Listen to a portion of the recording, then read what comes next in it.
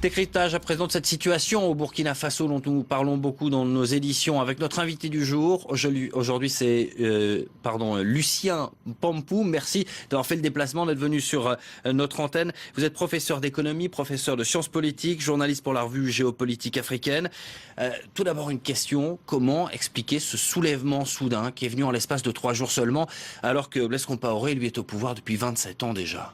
Blaise Compaoré était aux affaires depuis 27 ans, mais ce soulèvement était globalement attendu.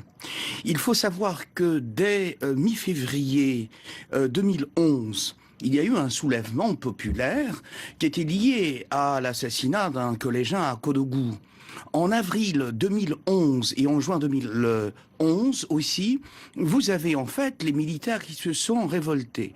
Et donc, très vite, le président Blaise Compaoré a réuni une mission de bons offices pour apporter des réponses. Mais on voit très bien que ces réponses ont été relativement insuffisantes. Ce qui a fait déborder, si vous voulez, la colère populaire, ce qui a fait qu'aujourd'hui nous soyons dans cette situation.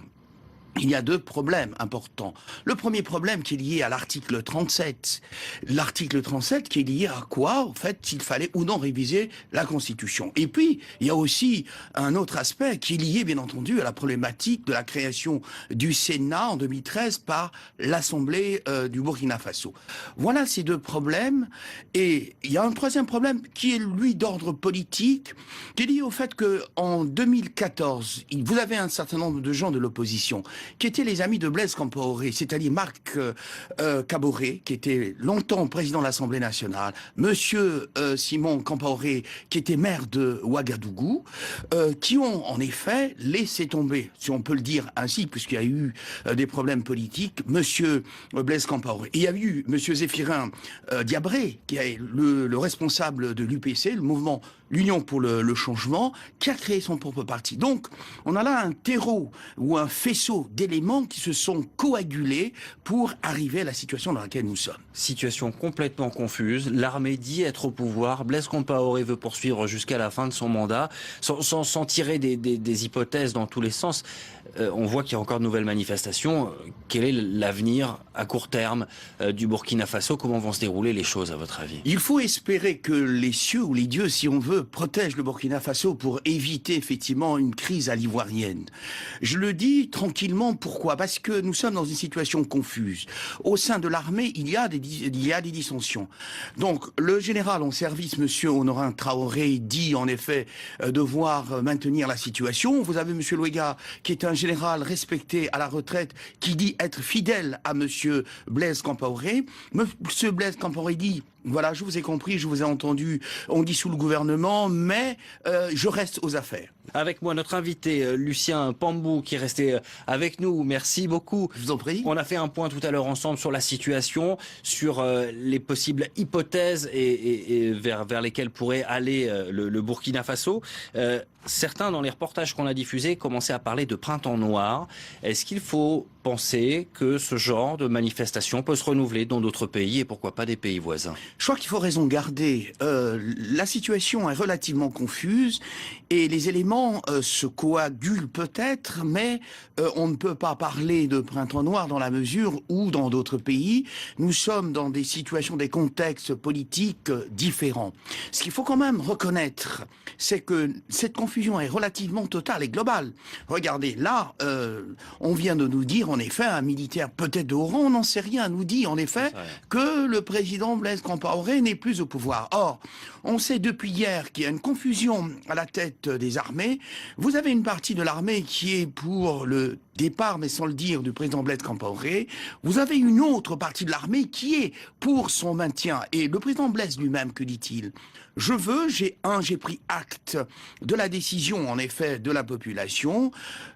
Je continue à assumer mes responsabilités, je retire le projet, je dissous le gouvernement et je crée en effet ici une sorte de gouvernement d'union, de transition, pas d'union nationale, les mots sont importants, de transition. Alors, cette transition est encadrée par qui?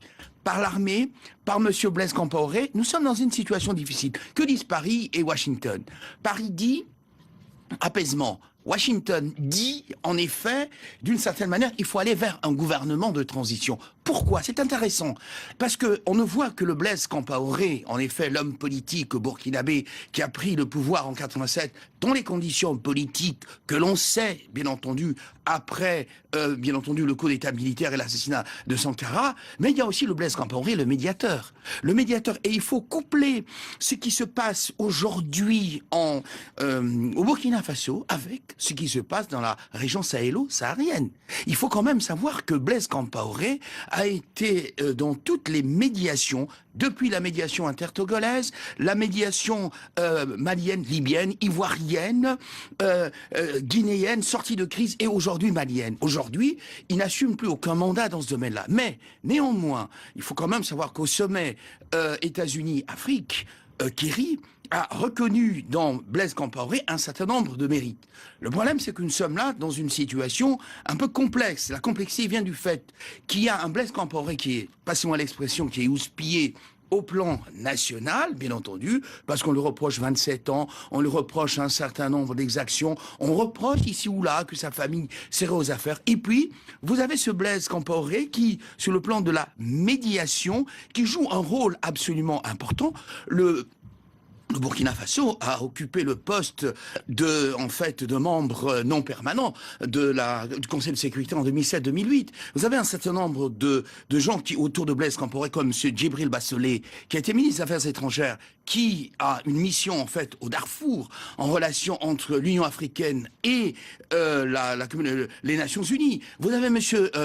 Ouadréogo, Kadri Désiré Ouadréogo, qui est président de la communauté des États de l'Afrique occidentale. Donc, il y a un faisceau d'éléments qui font que nous sommes dans une situation complexe. Et cette situation complexe, avec la résurgence aujourd'hui, bien entendu de quoi? Des attaques des milices dans le Sahélo-saharien. Édouard Dokoué, oui, situation très complexe. Hein. Oui, vous parlez du fait que Compaoré est bien vu par la communauté internationale, mais ce n'est pas le cas aujourd'hui qu'il n'a plus du tout le soutien de la population. C'est une crise qu'il a créée lui-même, on pourrait dire, et que est-ce qu'il pourrait continuer à gouverner? Il n'a pas de légitimité, il me semble. Alors, Monsieur Eduardo, ce que j'ai bien dit, si vous m'avez suivi, j'ai dit que sur le plan interne, effectivement, il y a eu une contestation populaire qui est liée sur des critères précis. Bien. Alors, a-t-il cette légitimité? La légitimité, on la doit au peuple. Mais on peut aller beaucoup plus loin aussi. On critique souvent les États africains de ne pas rentrer ou respecter les constitutions. Je ne suis pas le défenseur de Blaise Compaoré. J'analyse une situation politique du moment.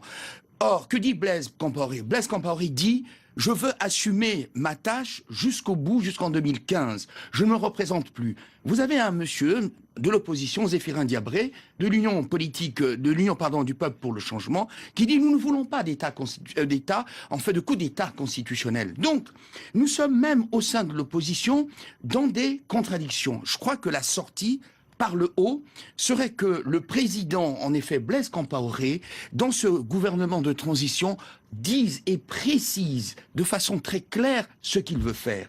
Tant qu'il ne le dira pas, il y aura toujours confusion au niveau de l'armée, il y aura toujours confusion au niveau de la classe politique et de l'opposition. Et la France, là-dedans, va jouer évidemment aussi un rôle diplomatique. À l'instant, François Hollande déclare que la France veut contribuer à l'apaisement au Burkina Faso. Merci messieurs, on continuera à suivre la situation dans nos éditions. On part maintenant à Jérusalem.